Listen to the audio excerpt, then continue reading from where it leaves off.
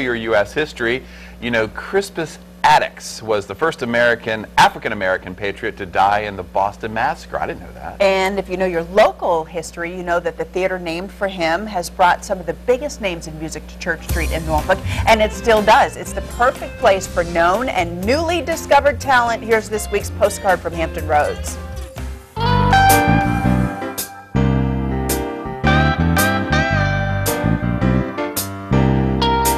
Well, the Attucks Theater is named for one man, of course, but it has brought hundreds of thousands of men, women, and children joy in its near 100 years as a center for the performing arts, and now people can come and take classes and learn. I want to introduce you to Mari Hodges with 7 venues in Norfolk to tell us more about the history of this theater, but also a pretty exciting future.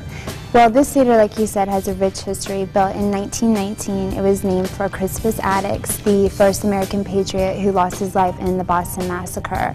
And then from there on, it went to become home to some of the most famous artists of our American history. So Nat King Cole has graced this stage, Duke Ellington, Red Fox. This theater was known as the Apollo Theater of the South, and like you said, during times when segregation still did exist, this was the only place, and that's why you had such great talent like Nat King Cole and Duke Ellington gracing these stages. Then when segregation was lifted, a lot of these theaters unfortunately went by the wayside. So the theater ceased being open to the public in about 1953, and in 1977 the U.S. Congress made this a national landmark. So it underwent a renovation period, and in 2007 it reopened.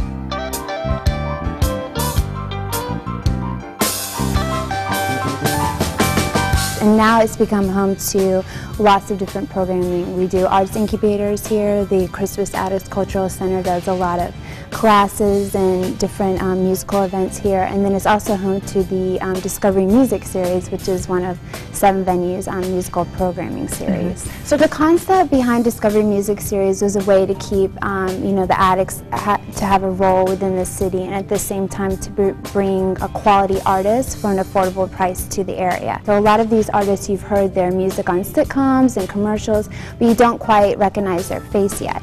So, for example, we had the Yvette brothers here, and we've booked them twice as part of our music series. And they went on to great success, and when they came back to the area, they had outgrown this theater, and then we had to put them in the Harrison Opera House. And then they were here last year, where they played the Ted Constant Center. So you can imagine, for 4 times the price of what we were originally offering. Sure. So that was a true discovered artist through that series. It's a great way to keep programming in the building in this beautiful, intimate setting, and at the same time, like in this economic climate, it's very difficult to find value and quality for it to marry up. And this is a great way that 7 Venues provides us to the community. All right, so from Cab Calloway to the Cowboy Junkies, come to the Attucks Theater and experience what so many people have enjoyed for so many, many years. And when you get here, tell them the Hampton Roadshow sent you. Right, and when you get there, look around, because up in the corners they have the angel light fixtures, and the light comes through, through their eyes. Really? Those are original to 1918 when the theater was built. I was just there Saturday. I didn't even notice that. Yeah, there's those little touches that have conveyed, you know, and I mean, it sat dormant for so long, and then there was a massive renovation, but there are little touches around that are original. Cool. Yeah, pretty cool. So we'll put the information too about the Discovery Music Series at thehamptonroadshow.com and all the programming at the Attucks Theater. Okay. What a neat place. Yeah.